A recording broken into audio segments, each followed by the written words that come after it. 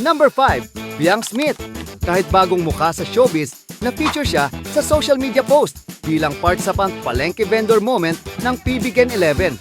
Nag-share ng clip na may caption, PBGen 11 Big 4 as palengke vendors. Isang celeb moment na hindi puro glam, may palengke hustle din. At sa number 4 at number 3, Ivana Alawi at Zainab Harake. Sa isang viral vlog ni Ivana, makikita na magkasama silang dalawa sa palengke, bumili ng ilang paninda at ibinigay sa mga tao.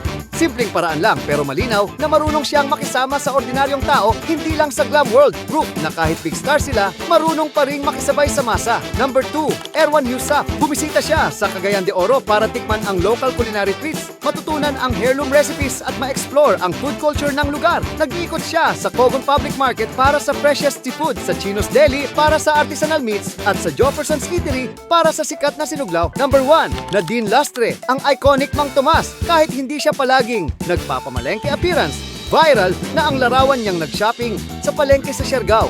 Walang makeup, simple outfit, binili lang ng bote ng sarsa. Ang vibe, celeb na, di kailangan flashy para pumasok sa palengke.